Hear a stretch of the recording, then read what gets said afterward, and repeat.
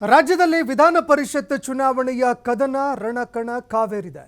ಆಡಳಿತಾರೂಢ ಕಾಂಗ್ರೆಸ್ ಹಾಗೂ BJP JDS ಮೈತ್ರಿ ಪಕ್ಷಗಳು ಹೆಚ್ಚು ಸ್ಥಾನವನ್ನ ಗಳಿಸೋದಕ್ಕೆ ನಾನಾ ಕಸರತ್ತುಗಳನ್ನು ಮಾಡ್ತಿವೆ. ಇದರ ಮುಂದುವರಿದ ಭಾಗವಾಗಿ ಇಂದು ಬಿಜೆಪಿ ಜೆಡಿಎಸ್ ಸಮನ್ವಯ ಸಮಿತಿ ಸಭೆಯನ್ನ ನಡೆಸಲಾಯಿತು. ಈ ಬಗ್ಗೆ ಡೀಟೇಲ್ಸ್ ಇಲ್ಲಿದೆ ನೋಡಿ.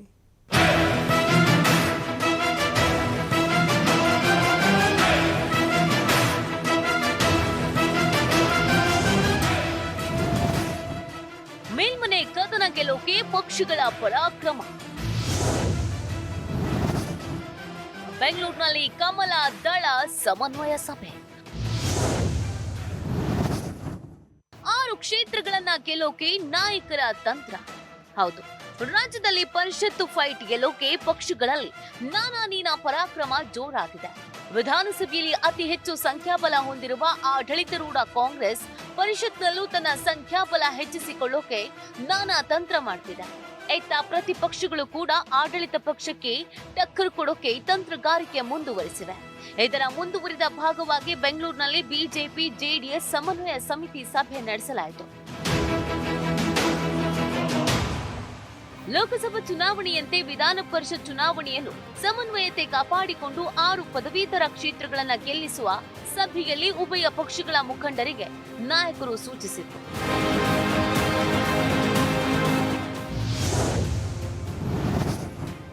ಸಭಾಪತಿ ಸ್ಥಾನ ಉಳಿಸಿಕೊಳ್ಳೋಕೆ ಮೈತ್ರಿ ಮಂತ್ರ. ಸಭೆಗೂ ಮೊದಲೇ ಮೈತ್ರಿ ನಾಯಕರಾದ ಮಾಜಿ ಸಿಎಂ ಕುಮಾರಸ್ವಾಮಿ, ವಿಪಕ್ಷ ನಾಯಕರಾದ ಆರ್ ಅಶೋಕ್, ಶಾಸಕರಾದ ಅಶ್ವಥ್ ನಾರಾಯಣ್, ಮುನಿರತ್ನ, ಗೋಪಾಲಯ್ಯ ಎಂಡೂರ್ ಮೀಟಿಂಗ್ ನಡೆಸಿದ್ರು.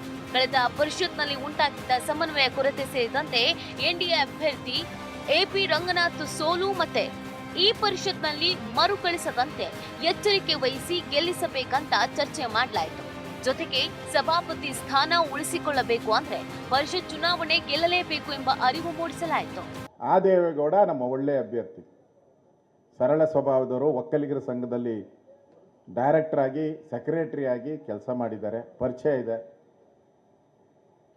ಅವ್ರನ್ನ ನಾವು ಗೆಲ್ಲಿಸ್ಬೇಕು. ಅವಾಗ ಕುಮಾರಣ್ಣವರು ಸಭೆ ಕರೆದಿದ್ದಕ್ಕೂ ಸಾರ್ಥಕ ಆಗ್ತೈತೆ, ನಾವು ಭಾಷಣ ಮಾಡಿದ್ದಕ್ಕೂ ಸಾರ್ಥಕ ಆಗ್ತೈತೆ, ದೇವೇಗೌಡರು ಈ ದೇಶದ ಪ್ರಧಾನಿ ನರೇಂದ್ರ ಮೋದಿ ಆಗಬೇಕು ಅಂದಿದ್ದಕ್ಕೂ ಸಾರ್ಥಕ ಆಗ್ತದೆ. ನಾವು ಚುನಾವಣೆಗೆ ನಿಂತಾಗ ನಾವು ಗೆಲ್ಬಹುದು. ಯಾರು ಅಭ್ಯರ್ಥಿಯಾಗಿ ನಿಶ್ಚಯ ಆದಮೇಲೆ, ಒಂದು ಘೋಷಣೆ ಆದಮೇಲೆ ಅವರ ಪರವಾಗಿ ಎಲ್ಲರೂ ಸಹಕಾರ ಕೊಟ್ಟು ಪ್ರಾಮಾಣಿಕವಾಗಿ ಕೆಲಸ ಮಾಡಿದಾಗ ಮಾತ್ರ, ಪ್ರಾಮಾಣಿಕತೆ ಮಾತ್ರ ನಮ್ಮನ್ನು ಕಾಪಾಡಲಿಕ್ಕೆ ಸಾಧ್ಯವಾಗುತ್ತೆ ಹೊರತು ಬೇರೆ ಇನ್ನೇನು ಕಾಪಾಡಲಿಕ್ಕೆ ಸಾಧ್ಯವಾಗಲ್ಲ. ದಯವಿಟ್ಟು ಬರುವಂಥ ವಿಧಾನ ಪರಿಷತ್ ಚುನಾವಣೆಯಲ್ಲಿ ತಮ್ಮೆಲ್ಲರ ತನು ಮನ ಎಲ್ಲವನ್ನೂ ಕೊಟ್ಟು ತಾವು ನಮ್ಮ ಆದೇವೇಗೌಡರ ಪರವಾಗಿ ತಮ್ಮ ಸಂಪೂರ್ಣ ಸಹಕಾರ ಕೊಡಿ ಅಂತ ಕೇಳಿಕೊಂಡು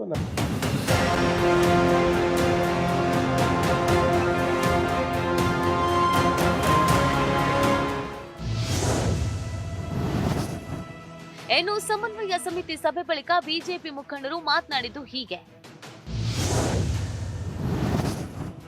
ಒಳ್ಳೆ ಕಾಲ ಬರಬೇಕಂದ್ರೆ ಪರಿಷತ್ ಚುನಾವಣೆ ಗೆಲ್ಲಬೇಕು. ಸಮನ್ವಯ ಸಭೆಯಲ್ಲಿ ಮಾತನಾಡಿದ ಮಾಜಿ ಸಿಎಂ ಕುಮಾರಸ್ವಾಮಿ, ಬೆಂಗಳೂರು ಪದವೀಧರ ಕ್ಷೇತ್ರದ ಅಭ್ಯರ್ಥಿ ದೇವೇಗೌಡ ಅವರನ್ನ ಗೆಲ್ಲಿಸಬೇಕು ಅಂತ ಕರೆ ನೀಡಿದ್ರು. ಕಾಂಗ್ರೆಸ್ ಅಭ್ಯರ್ಥಿಗಳು ಮಾಡುವಷ್ಟು ಖರ್ಚು ನಮ್ಮ ಅಭ್ಯರ್ಥಿ ಮಾಡೋಕ್ ಶಕ್ತಿ ಇಲ್ಲ. ಆದ್ರೆ ಬಿಜೆಪಿ ಜೆಡಿಎಸ್ ಹೊಂದಾಣಿಕೆಯಿಂದ ಬೆಂಗಳೂರು ಪದವೀಧರ ಕ್ಷೇತ್ರವನ್ನ ಸುಲಭವಾಗಿ ಗೆಲ್ಲಬಹುದು ಅಂತ ಮನವಿ ಮಾಡಿದ್ರು. ಕಾಂಗ್ರೆಸ್ನಿಂದ ಏನೇ ಬೇಕಾದರೂ ಅವರು ಆಮಿಷಗಳನ್ನು ಹುಡ್ಲಿ ಈಗಾಗಲೇ ಕೆಲವು ಭಾಗದಲ್ಲಿ ಇದೆಲ್ಲ ಆಗಲೇ ಪ್ರಾರಂಭ ಮಾಡ್ಕೊಂಡಿದ್ದಾರೆ. ಅವರು ದುಡ್ಡಿಗೆ ಯಥೇಚ್ಛವಾಗಿ ಖರ್ಚು ಮಾಡ್ತಾರೆ. ಅವರಲ್ಲಿ ದುಡ್ಡಿನ ಕೊರತೆ ಇಲ್ಲ. ಇದನ್ನು ಮೆಟ್ಟು ನಿಲ್ಲಬೇಕು ಅಂದರೆ ನಿಮ್ಮ ಶ್ರಮ ಇವತ್ತು ಮುಖ್ಯವಾಗಿರ್ತಕ್ಕಂಥದ್ದು. ಆ ನಿಟ್ಟಿನಲ್ಲಿ ನಿಮ್ಮೆಲ್ಲರ ಕೆಲಸ ಇರಲಿ. ಕ್ರಮ ಸಂಖ್ಯೆ ನಂಬರ್ 1, ಆದೇವೇಗೌಡರು ಹಿರೀಕರನ್ನ ಮತ್ತೊಮ್ಮೆ ನಾವು ನಿಮ್ಮೆಲ್ಲರ ಒಂದು ಸಹಕಾರದಿಂದ ಮತ್ತೆ ಪದವೀಧರ ಕ್ಷೇತ್ರದಲ್ಲಿ ವಿಧಾನ ಪರಿಷತ್ನ ಸದಸ್ಯರಾಗಿ ಆಯ್ಕೆ ಮಾಡ್ತಕ್ಕಂಥದ್ದು ತಮ್ಮೆಲ್ಲರ ಮೇಲೆ ಒಂದು ಜವಾಬ್ದಾರಿ ಇದೆ, ಕರ್ತವ್ಯ ಇದೆ ಅಂತಕ್ಕಂಥದ್ದು ನಾನು ಭಾವಿಸಿದ್ದೇನೆ. ಒಟ್ನಲ್ಲಿ ಲೋಕಸಭಾ ಚುನಾವಣೆಯ ಬಳಿಕ ಮೊದಲ ಬಾರಿಗೆ ಜೆಡಿಎಸ್ ಬಿಜೆಪಿ ನಾಯಕರು ಮತ್ತೆ ಶಕ್ತಿ ಪ್ರದರ್ಶನಕ್ಕೆ ಮುಂದಾಗಿದ್ದಾರೆ. ಮೈತ್ರಿ ನಾಯಕರು ಪರಿಷತ್ ಚುನಾವಣೆಯಲ್ಲಿ ಗೆದ್ದು ಕಾಂಗ್ರೆಸ್ಗೆ ಟಕ್ಕರ್ ಕೊಡ್ತಾರೆ ಅನ್ನೋದನ್ನ ಕಾದು ನೋಡಬೇಕಾಗಿದೆ. ಕ್ಯಾಮರಾ ಪರ್ಸನ್ ಸಿದ್ದು ಜೊತೆ LN ಸ್ವಾಮಿ, ಪೊಲಿಟಿಕಲ್ ಬ್ಯೂರೋ, TV5 ಬೆಂಗಳೂರು.